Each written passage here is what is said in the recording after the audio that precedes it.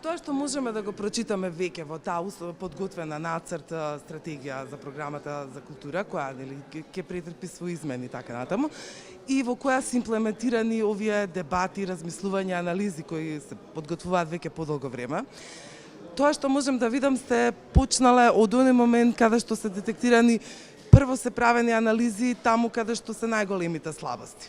Дали вака можеме да направиме еден сублимат, есенцијално ако ги тргнеме на страна тие финансиски проневери или проекти кои биле правно и законски финансиски штетни, каде е направена најголемата штета во креативноста и во уметноста како јавно добро, според вас, од оние анализи што ги направивте до сега? Такви анализи за жал немаме. Имаме само лични искуства и јас во овој контекст можам само едно мое лично согледување да кажам. Тоа делумно е искуство на целата работна група и тоа е преточено и во стратегијата, меѓутоа мислам дека најголемите штети се направени во Министерството за култура и во институциите од областта на културата. Зашто тие се понатамошните генератори на целата криза во културата. Оттаму понатаму и кризата во независниот културен сектор, кризата во креативноста, односно непочитувањето на креативноста заради условно партиски и не знам какви други интереси. Затоа ги потенцирам Министерството и институциите. Колку Министерството сега ќе калкулира меѓу слободата што ќе ја даде и колку институционално ќе може да води сметка? Видите, проблемот е во тоа што Министерството до вчера даваше слободи или не даваше. Ова Министерство, јас колку што гледам, не се инволвира себе си во давањето на слободи од било кој вид. Туку ги гледа сите субјекти во културата, сите чинители рамноправно и ги поставува на условно на културниот пазар или на културната сцена, како сакате. Меѓутоа, ние говориме за реформа на институциите, зашто тие денес се практично кочницата на културниот развој. Заради нивната партизација, заради некомпетентноста и кадровската неекипираност или преекипираност во други сегменти, тие се практично институциите се кочницата која што мора да се откочи. За тоа има предвидени неколку мерки во стратегијата, а од друга страна на независниот културен сектор му се подига значењето, бидејќи тој е сам по себе значаен. Тој генерира условно креативни состојби во државата кои што до вчера или беа шуткани на страна или беа едноставно игнорирани. Нема никаква законска или било каква друга пречка независниот културен сектор да не соработува со институциите. А тоа не беше случај до вчера. Нема никаква пречка независниот културен сектор да биде активен чинител во културната политика на државата и практично да му парира на институционалниот развој, зашто тоа е на некој начин негов регулатив. Во независниот културен сектор вие имате дури и покомпетентни културни работници и творци отколку што ги имаме во институција. Што ќе се случи со оние таму каде што ќе се најде забелешка дека има некомпетентни вработувања, некомпетентни луѓе кои се ставени на несоодветни работни места, практично се толкувани како државна администрација, а позицијата во која работат во министерствата или во останатите институции од Министерството за култура, едноставно што ќе се прави со тој кадар? Значи, јас не сум компетентен за решавање на тој тип на проблеми, меѓутоа стратегијата предвидува ревизија прво на сите вработувања досегашни во институциите, ревизија на систематизациите и правење нови врз база на јасни принципи и на стручност и компетентност. Истото важи и за Министерството за култура. Сега, точно е дека ќе се појават проблеми со превработеност, со нестручност, со некомпетентност. Тоа го има и во Министерството за култура, го има и во институциите. Тоа ќе мора да се решава на некое друго рамниште. Мислам дека и владата веќе првите денови од нејзиното доаѓање даваше некои сугестии како тие проблеми ќе се решаваат, со префрлање дури и во приватниот сектор, ако сакате. или во Министерството за култура, каде што моментално има 160 вработени, што е 3 пати повеќе од пред 10 години. Од таму ќе се префрлат веројатно некои луѓе во институциите или во други сектори. Предпоставувам дека на тој начин ќе се решава. Дали на овие забелешки, конкретно од луѓето од музичката дејност, кој има забелешка за укинување на квотата, значи за емитување на музика и така натаму, дали веднаш ќе реагирате во некаква меѓуинституционална соработка со Министерството за информатичко општество, АИК и така натаму, другите надлежни? Па да, мислам дека беше одговорено токму во таа насока, дека тоа се интерресорски проблеми за кои што Министерството за култура не може само да ги адресира и да ги решава, туку ќе ги решава со соодветните ресори. И не е само проблемот во музичкиот сектор, поголем проблем е децентрализацијата, да речеме, и другите дејности, така што тие ќе се решаваат на таков начин. Што се однесува до децентрализацијата, на која многу се инсистира и би било одлично да успее таа до некаде да се издигне, иако многу долго се зборува за тоа се правеа и стратегии и книги така натаму. А прво проблемот е во недостаток на политичка и друга волја, и второ проблемот е во стравот на луѓето, може би оправдан, од нивната утрешна судбина. Зашто има примери дека од соседните држави, обично најчесто ја спомнуваат Бугарија, каде тој процес на децентрализација оставил многу луѓе без работа, или оние институции кои што поминале на локално ниво, живуркаат со мали плати, со никакви услови.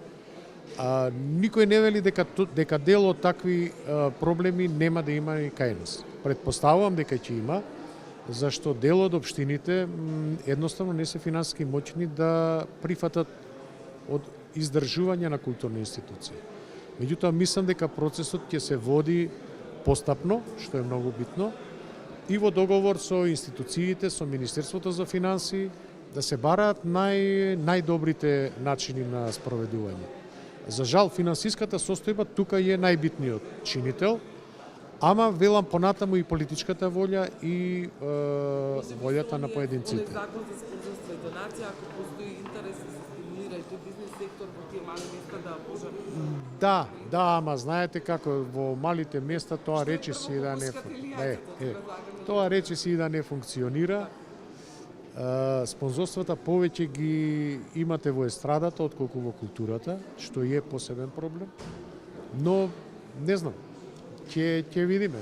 Интересно овие дебати кои ги организира Министерството за култура, еве веќе втор пат, со идеја и цел да се создаде, да се формира и да се напише таа нацрт стратегија за културата во период од 4 години, нели планирано е од 2018 година понатаму во следните 4 години. Интересот особено е голем на луѓето од музичката дејност. Имаат посебни коментари, меѓу вклучувајќи и тебе. Значи, конкретно на што се однесуваат твоите забелешки и колку се задоволен од досега тоа што е имплементирано како забелешки во таа нацрт стратегија?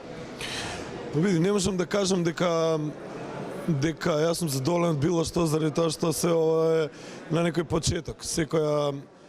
Секоја власт која ќе дојде има некаков почеток и на самиот почеток делува све дека е пуно со ентузијазам, раздвижено, има желби и идеи, луѓето доаѓаат. Оттаму стравот сите дека ќе остане се тоа само на хартија, но ветувањата се дека тоа нема да биде така. Не, ја немам никаков став према тоа дали ќе остане или нема да остане на хартија. Ќе мора да почекаме да помине времето и времето ќе покаже дали ќе остане нешто на хартија, дали нешто ќе се придвижи. Факт е дека работите мора да се придвижуваат во некаков позитивен правец, поради тоа што барем ако зборувам во распор на мојот не баш веќе така краток живот, ова е едно од оние културни дна кои мислам дека ги доживуваме, барем што се однесува од аспект на државната инволвираност во културата, од аспект на приватната инволвираност или амбициите на луѓето кои се во културата, па и ова не е толку лошо време, со оглед на тоа дека луѓето во културата пред се имаат потреба да ги задоволат своите културни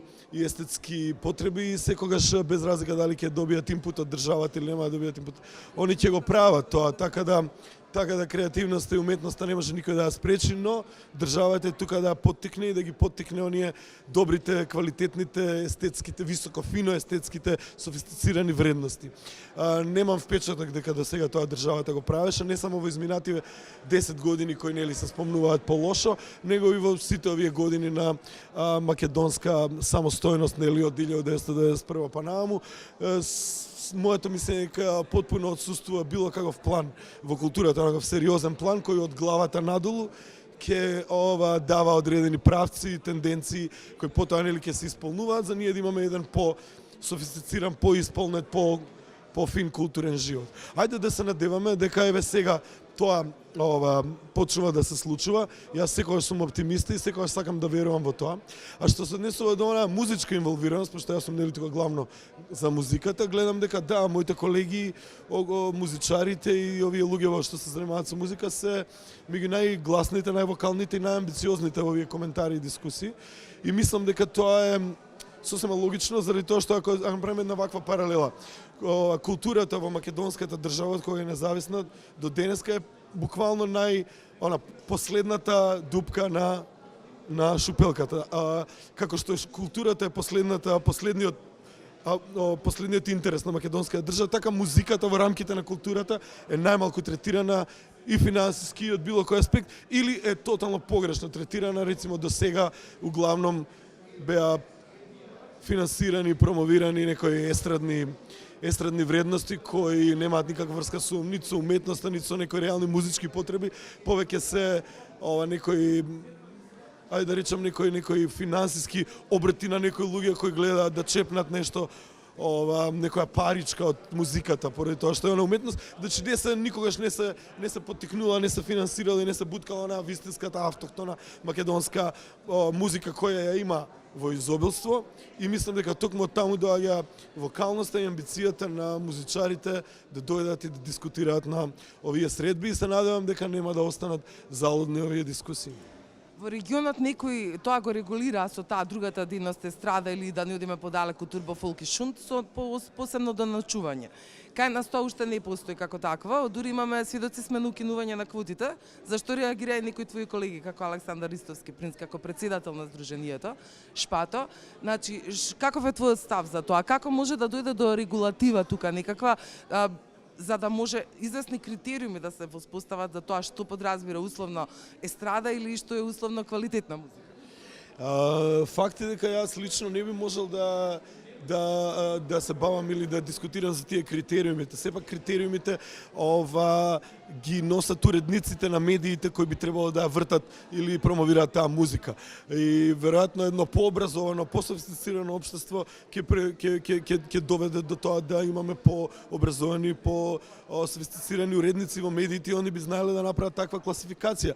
Сега за сега до некаде сум задоволен од оваа квотизација, квота на 50% македонска музика која треба да се врти, и навистина сум збунет, изненаден и престрашен од оваа желба, некоја намера да се донесе нов закон. Гледам тоа е Министерство за информатика за укинување на тие квоти, што било тотална катастрофа, онака. Не дека јас патам по тоа да нели мора да вртат мојата музика или македонската музика, но во општество како што живееме, таква квота е повеќе од потребна, па и не само општество како македонско, да гледам и други општества. Еве хрватското општество со еден фантастичен начин и прилично висок процент го заштитува своето музичко творештво. Не гледам зашто ние не би продолжиле да го правиме тоа. Малку ме изненади реакцијата на луѓето од Министерството, на некој начин сакаат да ја тргнат мувата од нивната капа и да речат да се прогласат за ненадлежни, кога мислам дека сето тоа е толку многу поврзано, да ете нивната амбициозна и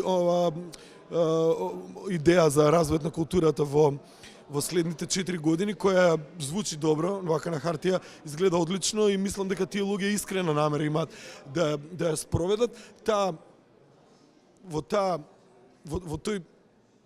таа збирка на желби, идеи и планови за иднината. Едноставно нема да биде реализиран и не може да се реализира доколку рецимо се укинуваат овакви закони за квоти. Значи зошто побогу македонските креативни музичари би произведувале се повеќе и повеќе музика и би биле дури